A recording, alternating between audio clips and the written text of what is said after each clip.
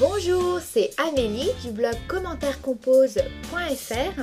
Aujourd'hui, je vais vous faire le résumé d'une œuvre clé de la littérature française. Il s'agit de La Princesse de Clèves de Madame de La Fayette.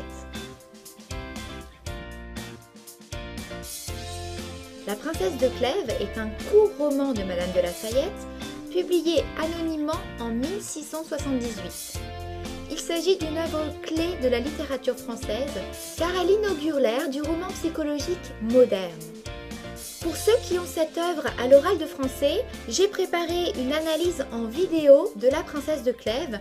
Vous pourrez la trouver sur commentaires-composés.fr. Mais on commence tout de suite avec un court résumé de l'œuvre. La Princesse de Clèves est un court roman en 4 parties dont le récit s'inscrit dans un cadre historique précis.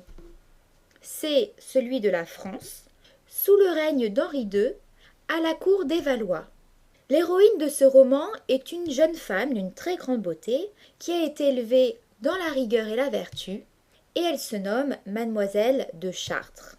Mademoiselle de Chartres, elle fait son entrée à la cour d'Henri II, elle se fait bien évidemment remarquer et elle épouse le prince de Clèves, un homme très épris d'elle, qu'elle estime beaucoup, mais dont elle n'est pas amoureuse. En épousant le prince de Clèves, elle devient bien évidemment la princesse de Clèves, d'où le titre du roman. Peu de temps après son mariage, la princesse de Clèves rencontre au cours d'un bal un homme dont elle va tomber éperdument amoureuse, le duc de Nemours.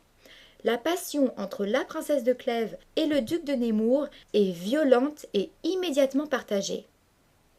Le duc de Nemours, qui est le type même du séducteur, tente de revoir la princesse. Mais la princesse lutte contre la passion qui la dévore. Et pour ne pas céder à sa passion, et pour rester digne de son mari, la princesse de Clèves décide de se retirer loin de la cour, dans sa maison de Coulommiers. Mais le mari de la princesse de Clèves ne comprend pas qu'elle veuille se retirer de la cour, et la princesse de Clèves se voit obligée de lui avouer qu'elle éprouve une passion dévorante pour un autre homme. Le prince de Clèves est si ravagé par la jalousie qu'il meurt de chagrin. Ébranlée par la mort de son mari, la princesse de Clèves refuse de vivre son amour avec le duc de Nemours. Elle se retire dans un couvent jusqu'à la fin de ses jours. Voilà pour le résumé de La Princesse de Clèves. Je vous retrouve dans une prochaine vidéo pour faire l'analyse du roman de La Princesse de Clèves sur commentaires-composés.fr.